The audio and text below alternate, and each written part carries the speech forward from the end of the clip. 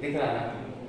चलिए आज का टॉपिक है पतले लेंस का अपवर्तन यानी थिन लेंस से रिफ्रैक्शन कैसे होता है, और इसी को बोलते हैं lens maker formula, lens maker सूत्र। यानी इससे जो फार्मूला डिराइव होगा उस सूत्र का नाम होगा लेंस मेकर सूत्र। इसी फार्मूले से लेंस बनाया जाता है। दो गोलीय सतहों को मिला करके कितना फोकस दूरी वाला लेंस बनाना है, उसका क्षमता कितना होना चाहिए, पावर कितना होना चाहिए, यह डिसाइड करने के लिए लेंस मेकर सूत्र का यूज किया जाता है। और जितना क्षमता का आपको लेंस चाहिए उसको बना सकते हैं। कैसे बनता है और कैसे फार्मूला निकाला गया, थोड़ा उस डेरिवेशन पे आते हैं। तो मान लीजिए कि एक पतला लेंस है और जिसके सामने इधर में O बिंदु पे एक वस्तु रखा गया है, बिंदु वस्तु। लैंग्वेज में लिखा है मैंने कि माना कि म्यू2 अपवर्तनांक वाला एक पतला लेंस, ये जो एक लेंस लिया है इसका अपवर्तनांक है म्यू2, और इस लेंस को म्यू1 पारदर्शक माध्यम में रखा गया है। म्यू1 अपवर्तनांक वाले पारदर्शक माध्यम मान लीजिए हवा है उसी में रख दी, तो इसका माध्यम का कुछ अपवर्तनांक होगा म्यू1 और लेंस का अपवर्तनांक है म्यू2। ये दोनों तरफ म्यू1 हो गया। और इसमें जो दो गोलीय सतह है लेंस का, ये दोनों का वक्रता त्रिज्या क्रमशः r1 r2 मान लिया। इधर वाले का वक्रता त्रिज्या r1, इधर वाले का वक्रता त्रिज्या r2। ठीक है। अब इसके प्रधान अक्ष पर, इसका जो मुख्य अक्ष है, प्रधान अक्ष है, उस पर O बिंदु पर एक बिंदु वस्तु रखा गया है यहाँ पे। और यहाँ से यदि प्रकाश की किरण कोई टकराती है इस लेंस के इस सतह से, इधर वाला सतह का नाम है AP, जिसको गोलीय सतह बोलते हैं, गोलीय पृष्ठ। यदि इधर वाला सतह से टकराता और इधर वाला सतह ना होता, सपोज सिर्फ ये होता, तो इससे टकरा करके जहाँ पे इसका इमेज बनता उसको हम डॉट डॉट से दिखाए हैं, और बनता वो आई डैश से। जैसा कि आप लोग पहला टॉपिक पढ़े थे, तो वहाँ से निकला था गोलीय पृष्ठ अपवर्तन का सूत्र।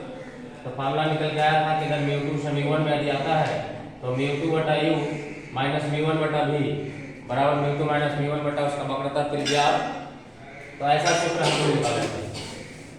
तो यदि इधर का लेंस अपवर्तक सतह ना होता तो इस प्रकाश को यहाँ पे आकर के कटना था प्रधान अक्ष से आई डैश पे, यानी उस O बिंदु का प्रतिबिंब आई डैश पे बनाता म्यू1 माध्यम में।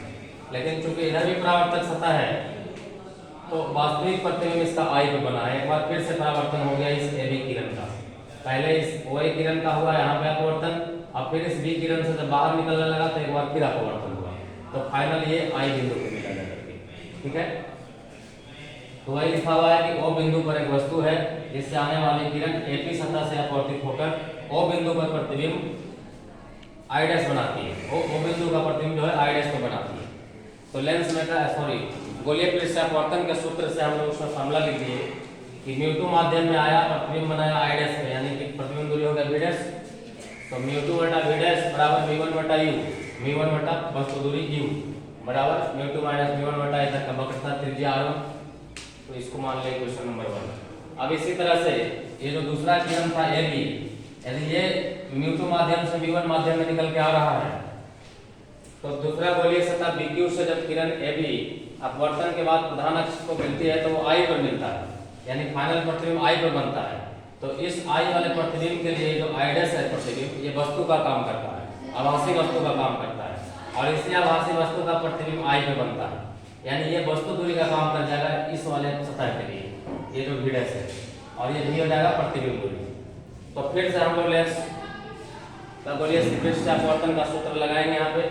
तो म्यू1 बटा v, म्यू1 मतलब इस माध्यम में आया है और प्रतिबिंब बना है ये v आई पे v माइनस म्यू2 बटा इस माध्यम से आया था तो म्यू2 बटा वस्तु दूरी इसके लिए v डैश, ये आभासी वस्तु का काम कर रहा था, बराबर म्यू1 माइनस म्यू2 बटा r2।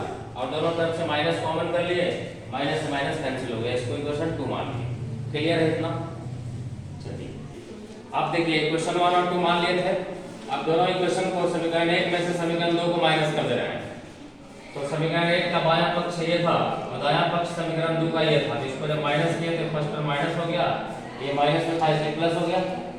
उसी तरह दाएं तरफ को दाएं से माइनस किया, इतना माइनस इतना। अब देखिए ये वैल्यू कैंसिल हो गया, म्यू2 बटा v डैश, म्यू2 बटा v डैश।